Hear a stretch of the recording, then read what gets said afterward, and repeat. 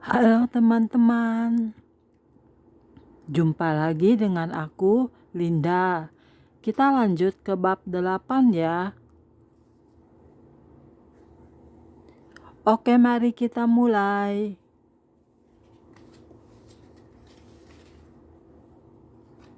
Bab 8. Sel-sel di dalam alam maut. Yesus dan aku berdiri di gang dari deretan pertama sel-sel itu. Gang itu kira-kira selebar 4 kaki. Kuperhatikan dan sejauh mata memandang ada banyak gang-gang lain membentuk lingkaran besar menyerupai sebuah lingkaran raksasa. Di samping gang-gang ada sel-sel yang terbenam di dalam tanah. Sel-sel ini seperti sel penjara, semuanya dalam satu jajar, hanya terpisah oleh tanah 2 kaki. Kata Yesus, blok-blok sel ini tingginya 17 mil, mulai dari dasar alam maut. Di dalam sel-sel ini ada banyak jiwa yang pernah terlibat ilmu gaib dan klinik. Beberapa adalah ahli sihir, medium, penjual obat, penyembah berhala, atau orang-orang jahat yang akrab dengan roh.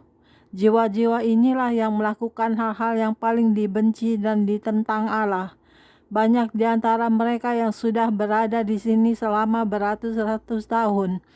Inilah mereka yang tidak mau bertobat, terutama mereka yang mengelabui orang-orang dan membawa mereka menjauhi Allah. Jiwa-jiwa ini sudah melakukan kejahatan besar terhadap Tuhan dan umat-Nya. Mereka cinta dan gemar akan kejahatan dan dosa. Waktu aku mengikuti Tuhan berjalan di ganggang, kulihat ke bawah, ke pusat alam maut di mana ada sejumlah besar kegiatan. Di pusat itu selalu diterangi oleh cahaya yang redup, dan aku dapat melihat kegiatan-kegiatan banyak makhluk. Sejauh mata memandang di depan kami ada sel-sel. Kupikir tentunya penyiksaan di sel-sel ini tidak akan lebih hebat daripada di lubang-lubang. Dari sekeliling kami kudengar tangisan-tangisan, rintihan-rintihan, dan jeritan-jeritan dari jiwa-jiwa yang terkutuk di dalam sel mereka. Aku mulai merasa sangat muak, hatiku sangat sedih. Yesus berkata, "Sampai sekarang aku tidak membiarkanmu mendengarkan tangis-tangisan mereka, anakku. Tapi sekarang akan kutunjukkan padamu bagaimana iblis mencuri, membunuh, dan merusak. Di alam maut sini ada perbedaan penyiksaan untuk jiwa-jiwa yang berbeda. Iblis mengelola penyiksaan ini sampai hari penghakiman, sampai maut dan alam maut dilempar ke lautan api. Lautan api juga sesekali datang melewati alam maut. Ketika kami berjalan sepanjang gang, suara-suara terdengar lebih keras. Jeritan keras datang dari dalam sel. Aku jalan dekat-dekat Yesus. Dia berhenti di depan sel yang ketiga. Cahaya terang menerangi sel sebelah dalam. Di dalam sel ada seorang wanita tua yang duduk di kursi goyang, membanting-banting diri dan menjerit-jerit seolah-olah hatinya sedih sekali. Aku tidak tahu bagaimana, tapi aku terkejut waktu kudapati bahwa wanita ini berwujud manusia dengan tubuh yang nyata. Sel itu benar-benar kosong, kecuali wanita di kursi goyang itu. Dinding sel terdiri dari lempung dan tanah, dan tertanam di dalam tanah. Pintu depannya terbentang di bagian depan sel, terbuat dari logam dengan palang dari logam dan kunci di atasnya. Ketika palangnya dibuka lebar, Yesus dan aku hampir dapat melihat semuanya yang ada di dalam sel. Wanita tua itu berwarna abu-abu, dagingnya tercampur warna abu-abu. Dia bergoyang bolak-balik. Ketika dia bergoyang, air mata mengalir di pipinya. Aku tahu dari pancaran wajahnya yang begitu sedih bahwa dia sangat menderita kesakitan dan mengalami suatu siksaan yang tidak kelihatan. Aku ingin tahu apa yang dituduhkan padanya sehingga dia dijebloskan di penjara sini. Mendadak persis di depan mataku, wanita itu mulai berubah wujud. Pertama-tama wujud seorang laki-laki tua, kemudian jadi wanita muda, wanita setengah umur, dan akhirnya kembali lagi ke wujud wanita tua yang pertama-tama kulihat. Dengan terkejut kuperhatikan waktu dia berubah wujud dari satu ke lainnya. Ketika dia melihat Yesus, dia menangis. Tuhan, kasihanilah aku, keluarkan aku dari tempat siksaan ini. Dia bersandar di depan kursinya dan mengulurkan tangannya kepada Yesus, tapi tidak bisa mencapainya. Perubahan itu berlanjut, pakaiannya pun berubah, sehingga dia berpakaian seperti seorang laki-laki, kemudian seorang gadis muda, seorang wanita setengah umur, dan kemudian jadi seorang wanita tua. Semua perubahan ini hanya terjadi dalam beberapa menit. Aku tanya kepada Yesus, "Kenapa Tuhan?" Dia berteriak, "Oh Tuhan, keluarkan dari sini sebelum mereka kembali."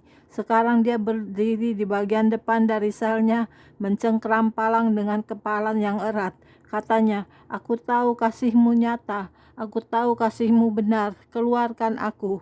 Kemudian ketika wanita itu menjerit ketakutan, aku tahu bahwa ada sesuatu yang mulai merenggut daging di tubuhnya.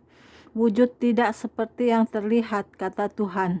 Wanita itu duduk kembali di kursi goyangnya dan mulai bergoyang. Tapi sekarang yang duduk di kursi goyang hanyalah sebuah kerangka dengan kabut kotor di dalamnya.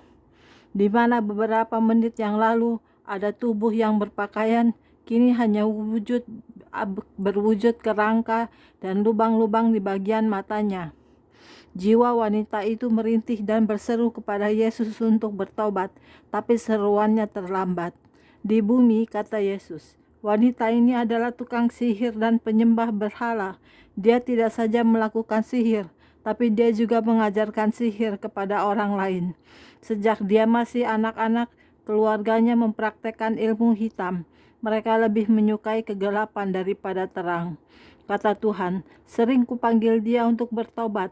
Dia mengolok-olokku dengan berkata, 'Aku senang melayani iblis, aku akan terus melayaninya.' Dia menolak kebenaran dan tidak mau bertobat dari semua kejahatannya. Dia membuat banyak orang berbalik dari Tuhan. Sekarang beberapa dari mereka ada di alam maut bersama-sama dia. Kalau saja dia mau bertobat, pasti akan banyak dari keluarganya kuselamatkan. Tapi dia tidak mau mendengarkan." Iblis telah menipu wanita ini sehingga percaya bahwa dia akan menerima kerajaannya sendiri sebagai hadiah untuk pelayanan kepadanya. Diberitahunya bahwa dia tidak akan mati, tapi akan hidup bersama-sama dengan dia selamanya. Dia tetap memuji iblis dan mati, datang ke sini dan minta kerajaan yang dijanjikannya kepadanya.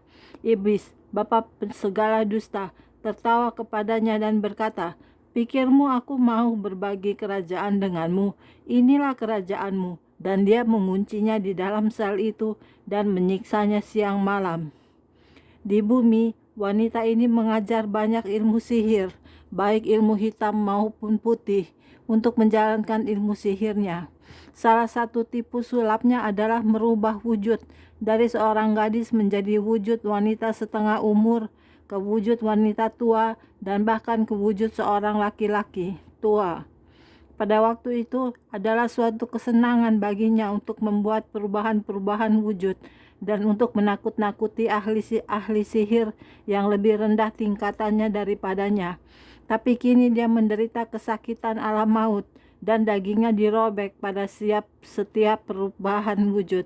Sekarang dia tidak bisa mengontrolnya dan terus-menerus berubah dari satu wujud ke wujud lainnya. Tapi wujudnya yang sebenarnya ialah jiwa yang berkabut di dalam kerangkanya. Iblis memakainya untuk tujuan-tujuan jahatnya dan mengejek dan mengolok-oloknya. Seringkali dia dibawa kepada iblis untuk disiksa demi kesenangannya. Kupanggil dia berulang kali dan aku akan menyelamatkannya, tapi dia tidak menghendaki aku. Sekarang dia mohon-mohon pengampunan, tapi sudah terlambat. Sekarang dia terhilang tanpa harapan.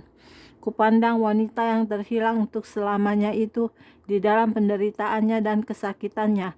Dan meskipun dia seorang wanita yang jahat, hatiku sedih oleh belas kasihan. Tuhan, betapa mengerikan, kataku berlinang air mata. Dan kemudian seolah-olah Yesus dan aku tidak berada di sana, satu setan yang besar berwarna coklat dengan sayap patah kira-kira bentuk dan ukurannya seperti seekor beruang besar datang di depan selnya, membukanya dengan kunci. Dia membuat suara gaduh seolah-olah mau menakut-nakutinya.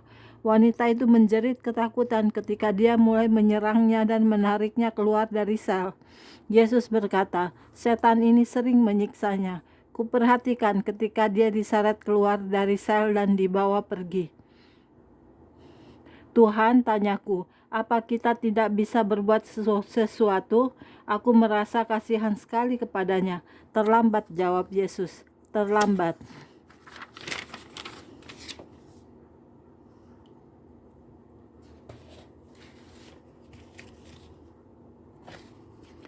Oke, sekian dulu untuk hari ini videonya ya. Kita lanjut di video berikutnya. Terima kasih. Tuhan berkati kita semua. Amin. Bye-bye.